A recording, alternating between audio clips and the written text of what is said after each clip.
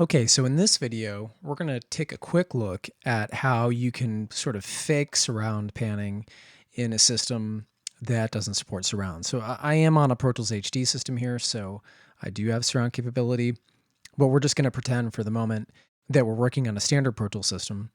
And I'll show you a couple little tricks for ways that you can do it. I mean, it's never going to be quite as powerful as having the full HD system with the surround panners and all of that, but you can get pretty close. And in most situations, the surround panner isn't completely essential anyway, because the majority of elements in any mix are probably going to be static.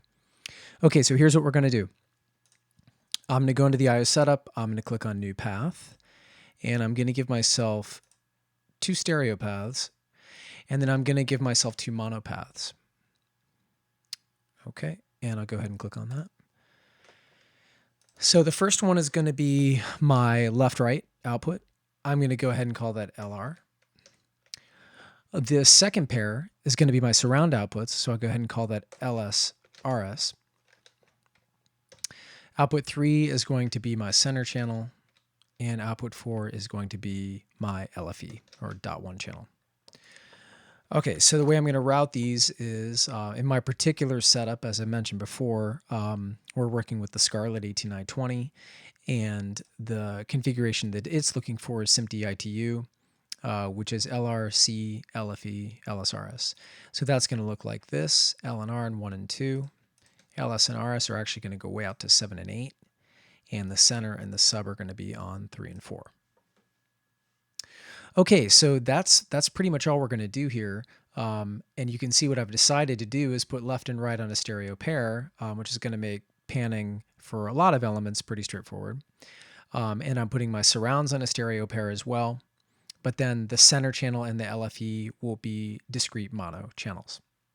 And that's a compromise, but there's really not much we can do without having actual, true 5.1 support. Now I will go ahead and set my monitor path to be LR. So that will be the default output assignment for new tracks. And my audition path will also be set to LR. Okay, so then we'll go ahead and flip over to buses. And here, there's not really much I need to do other than maybe reordering these. So I might put my center channel below LR.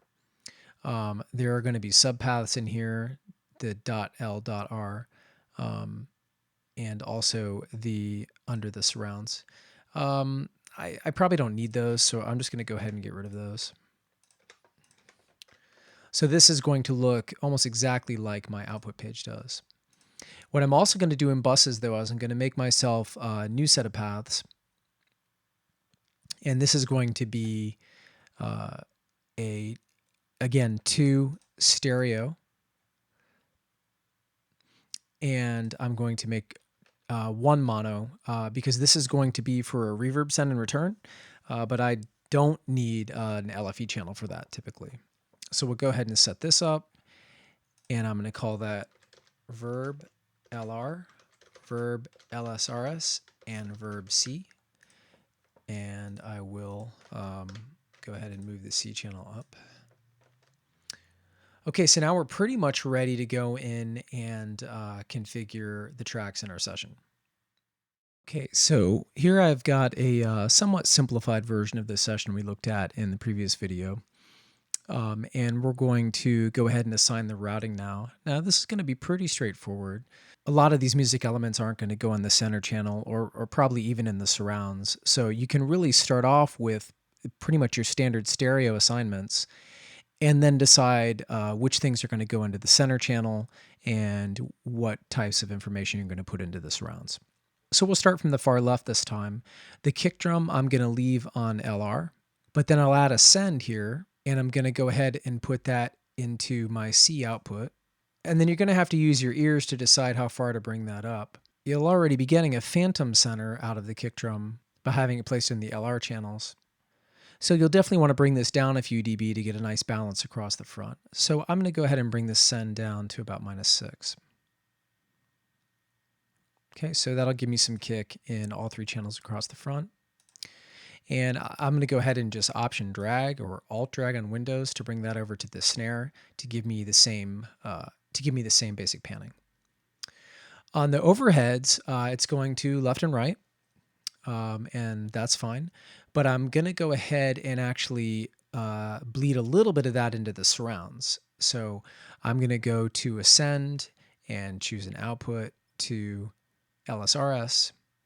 And I'm going to bring this down a fair amount, like maybe, 10 dB down or something like that.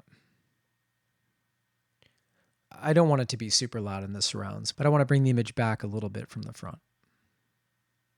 Now the bass guitar, I'm going to pan similar to the way I did the kick drum, so I'll just option drag that over. The electric guitar, I'm just going to pan a little bit off center and leave it as is. Now with the keyboards, just as an example here, I'm going to go ahead and throw those directly into the surrounds. So what I'll do is actually go to the main track output here, and I'm going to set that to LSRS. Okay, so the keyboards are going to go right into the surrounds and won't be in the front channels at all. Background vocal, I'm going to pan a little bit off center, maybe about 20 to the right. But I am going to bring the center channel in on that as well. So again, I'll option drag because I've already got the bus created here. And I'll go ahead and keep it about 6 dB down again. Again, you really have to use your ears with this stuff, and especially because we don't have the benefit of the true surround panner, you definitely want to listen and make sure that it's working and that you aren't creating any serious phase problems. Okay, and then what I'm also going to do is I'm going to send some of this background vocal to the reverbs. So this is where this gets a little bit messy because I've already got left, right out, and center out, which makes perfect sense for the dry signal. But I also want to go to the left, right verb, and I'll bring that down about 10 dB or so. Again, we're just setting rough levels right now, and we'll check them later. And then I'm also going to want to send it to the center verb channel. And I'll also bring that down to around -10. Now the lead vocal, I'm actually going to just put directly into the center channel. So we'll set that to center. Notice the panner will go away because it's a mono track going into a mono output. And I'm just going to put that into the center verb. And again, because I dragged it over, that level's already at -10, which is a decent starting point. So that's pretty much it for a basic setup here. As you can see, I'm using the surrounds pretty sparingly, and as I go through the mix, I may decide to put some other things directly into the surrounds or to use the surround reverb to spatialize some sounds into the surrounds. Now you'll also notice that I've created 3 master faders. There's really no way around that in this particular configuration. But remember, if you're going to use any limiting or dither, you're going to want to make sure that you apply those in a logical way across all of the master faders. Okay, so that's pretty much it for setting up surround in a standard Pro Tools system.